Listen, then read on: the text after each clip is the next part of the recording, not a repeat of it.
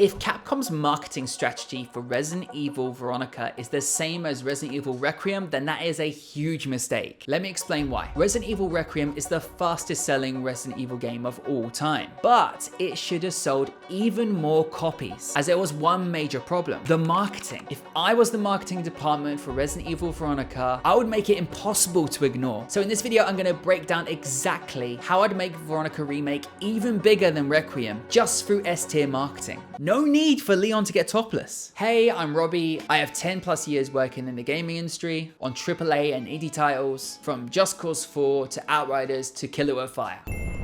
Nice. I've achieved hundreds of millions of views and gained hundreds and thousands of followers, and gaming marketing is my expertise. On this channel, I like to deep dive the marketing side of the gaming industry, so if you're interested in that, you might like it here. Okay, let's dive in.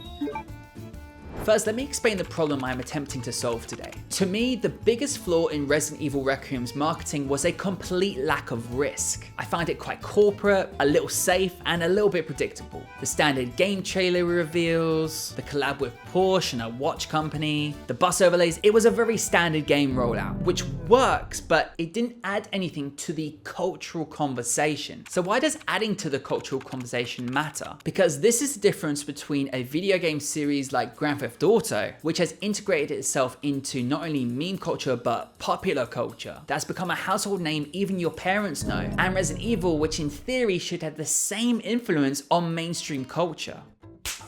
So let's market Veronica to reach those levels. Starting off with the pre-launch. A video game pre-launch is all the marketing activity that happens before release, usually starting around 6 months prior to launch, to build hype, to grow community, and to drive awareness. The primary goal of pre-launch is to generate pre-orders and wish lists, build excitement, and secure early revenue. But in my opinion, pre-launch is the perfect time to establish a game within the wider cultural landscape. Think Pokemon, Mortal Kombat, Street Fighter. If Resident Evil wants to make any cultural impact, it needs to start joining conversations beyond gaming. They are able to impact mainstream culture. It means a far bigger audience, which means far bigger sales for Veronica. So my first marketing decision, and I think you guys are gonna love this, it's a total no-brainer, but I would create social media accounts for Umbrella. You could have so much fun with this. I would make it extremely Wendy's influenced. I'd make it outrageous, self-aware. I'd make it interact with fans. I'd make it contribute to global news. Make it the in-joke of all Resident Evil fans. I'd launch this without warning, and there would be mass speculation of whether or not this is an official account or not. Why this works is that it is pure fan service. It's an easy win for creating a unique brand voice in the Resident Evil universe. The Doom accounts are really good at jumping on any news related to Mars. Devolver Digital, amazing at jumping into conversations when it makes sense for them and their brand voice. Umbrella Corporation is an iconic, unique villain that is massively underused by Capcom. And an evil corporation in 2026 is so topical. We can even poke fun at other corporations. By having a unique brand voice that only Resident Evil could have, it'll enable us to contribute to mainstream culture in unique ways only we could. We can start contributing to conversations that gets people onto our Resident Evil account, thereby increasing exposure. Here's an example of how Umbrella could immediately post. Is it too late to be a sponsor? So patriotic and not creepy whatsoever, Umbrella Corp. My next pre-launch idea is my most ambitious and will 100% go viral if executed correctly. However, it might be a little bit controversial. This piece of marketing is the best thing to come out of the Resident Evil Netflix show. So I think we should expand upon this and make in-person activations that have impact. At E3 2018, I saw Capcom recreate the Raccoon City Police Department, an iconic Resident Evil location. But what I'm talking about has far bigger global reach. What I'm proposing is inspired by a scene in Code Veronica when Claire is walking through a graveyard. I would recreate that graveyard in the last place you'd expect one, be it Times Square or Piccadilly Circus, and invite fans to come dig up a grave, have zombie extras walking around. So once the fans are digging, they find either a coffin or they find a Resident Evil puzzle piece. Then they solve a Resident Evil puzzle to unlock the release date or a demo release date. This was partially inspired by Drake's ice installation that he recently did for his album Iceman. His team installed a giant block of ice and hid the album release date somewhere inside. Q Chaos's people took blow torches, pickaxes to it, but one lucky streamer actually found the release date and a bag full of money. But this shut down Toronto with his impact. The point is that it's interactive. it's physical, and it gets people talking. And it's bizarre. Bizarre gets people's attention. And the fact there's a challenge also involved gives it an objective. This creates conversation on so many points. From seeing fans digging a grave in Times Square, to solving a puzzle to reveal the release date or demo release date, to the zombies walking around as extras. These are all key points that are gold on social media. It would encourage streamers and influencers to get involved, but it'd also get normal people talking and Googling, what is this? In-person activations are excellent for world building, as they take something virtual and make it real. It allows the general public to walk into the world of Resident Evil. Of course, if the graveyard thing is a bit too risque, we could incorporate some classic Resident Evil puzzles across major cities that have escape rooms. I think any diehard Resident Evil fan is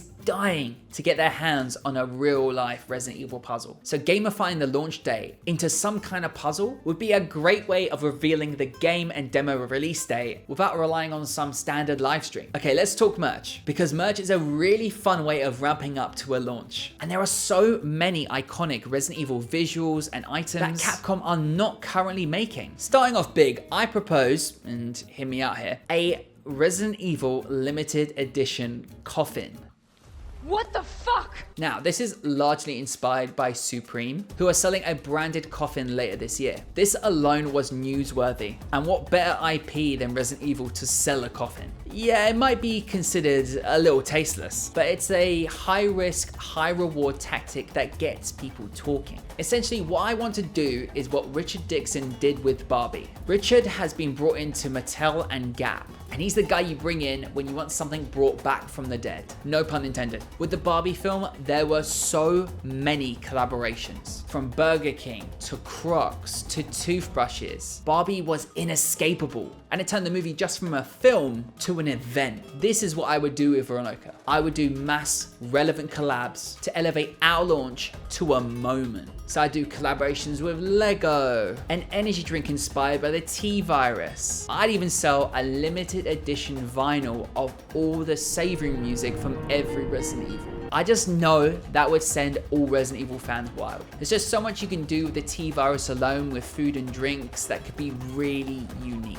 Imagine a T-Virus Domino's pizza, a T-Virus juice, a T-Virus ice cream with an umbrella logo on it. I'd even do cocktails in the T-Virus casing we saw in the Resident Evil films. The idea is cross-collaborating with as many relevant brands as possible for maximum impact. Because when you cross-collaborate, you borrow their cultural capital. Everything mentioned is designed to get people talking. Don't just slap a Resident Evil logo on a t-shirt. Get creative and think bigger, and collaborate with trending brands to reach audiences that otherwise might not be exposed to you. My next marketing idea is to re-release Code Veronica at pre-launch, but with a twist. The original game was never released on PC, and I love gamification marketing. I think within this game, we should hide elements that tease the new Veronica remake. We should hide coordinates and a countdown to the previously mentioned graveyard installation activation beginning. By doing this, we are taking people on a journey, and people love a treasure hunt. We want this launch to feel big, to feel like not only a celebration of everything Resident Evil, but also of Code Veronica. And this is the ideal way of getting hardcore Code Veronica fans on board. And with the additional tease of the new game hidden within, you want people discussing and speculating and talking online about how to unlock this stuff and what it means. By also giving these hardcore fans exclusive first knowledge of this event happening first, it makes them feel important and valued. This is a prime example of reusing older assets that complement the new release, whilst getting the core community involved and hyped for the Veronica remake. Okay, so that is pre-launch. That is everything we're doing in the run-up to launch week. Every launch week that I've worked on, we've made feel like an event by executing on multiple platforms. So during launch week, the game is inescapable. It's chaos and mayhem. I'm talking all-nighters. I'm talking unexpected emergencies. It's the most important week in a video game marketing run. So here's how I would roll out Veronica. One thing that I did love that Requiem did is they released a live action action trailer called Evil Has Always Had a Name. I personally love this as a Resident Evil fan because it was filled with Easter eggs. For example, for a split second in a blink you'll miss it moment, you can see Nemesis walking down the street. I think this was great work by the marketing team for Requiem, and I think this is something definitely the fans want to see more of, so I'd absolutely expand upon this. Imagine this the week of launch. We could release 2 to 5 minutes each day of an ongoing prequel story that ties into the Code Veronica universe. We can maybe see glimpses of fan favorites like Chris and Claire, maybe even legendary enemies. We could do tiny nods to Antarctica. I'd include Raccoon City, and I think you could do it quite cheaply in a found footage format. The ultimate goal is really a series that expands upon the world and gets people super hyped for the game. I think something that's really missing in gaming right now is this feeling we used to get in the week of launch. I used to love queuing up at midnight. Launches used to really feel like an event on a global scale. Now I'm sure GTA is gonna bring that, but it's rarer and rarer these days. And that feeling is really missing in today's climate. The point of this live action series is that it builds up anticipation. It would drive conversation. It would get people on Discord and Reddit going nuts. And ultimately it's gonna get fans excited to play the game on day one. My next idea for launch week is pretty straightforward. I'd put out a demo. I cannot believe that Requiem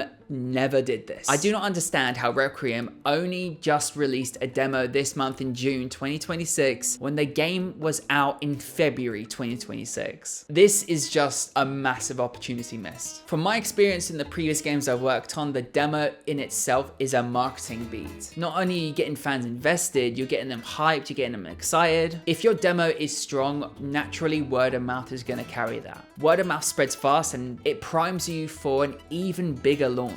As part of its promo, apparently Resident Evil 7 released 3 demos, so why can't we release one? I'd push for a 30 to 40 minute demo, roughly the week before, the week of launch, that ideally carries over your progress from the demo to the main game. The Resident Evil Village maiden demo actually didn't carry over your progress from that demo to the main game, so I think we can better that. My next idea, I'd personally love to see Resident Evil be the theme for Halloween Horror Nights at Universal Studios. I think they should go all in on this. I'd have Mr. X walking around, a recreation of the classic locations like RPD and the mansion. I'd even have the streets looking like Raccoon City. There's instances of this in Universal Japan that I can see, but I think this should be a global event across all Universals. If this could be timed with the launch week as well, I think this would be unreal. My final idea is a Twitch influencer event built around one of Code Veronica's best bonus modes called Battle Game. For anyone that's not played it, Battle Game is basically Code Veronica's answer to Resident Evil 2's 4th Survivor. It's extremely difficult, brutal, time pressured, and built for repeat attempts. So instead of doing a standard sponsored stream where influencers just play the opening hour, I would turn Battle Game into a live competition. Now whoever's able to beat the mode first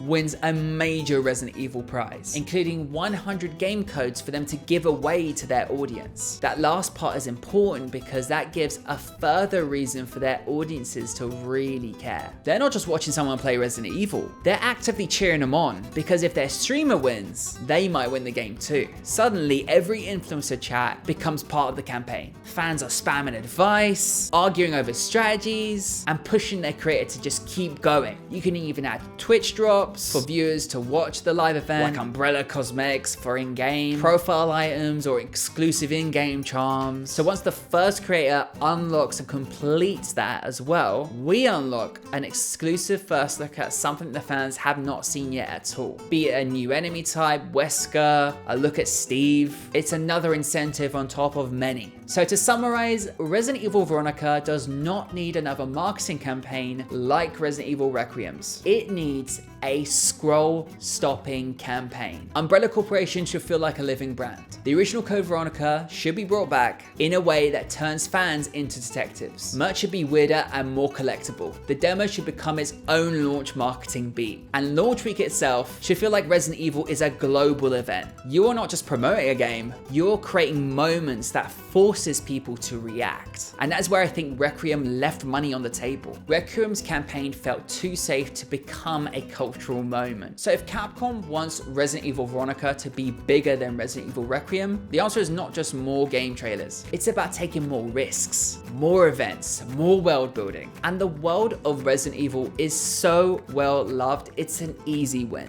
Because the best marketing makes people get FOMO if they're not part of the launch event. So that is how I would market Resident Evil Veronica, but what would you do? Would you go bigger, weirder, safer, or would you go completely unhinged? Let me know in the comments. And if you want more gaming marketing breakdowns like this, subscribe. Because if Resident Evil Veronica gets its marketing right, it'll easily surpass Requiem in terms of sales and sentiment. Until next time.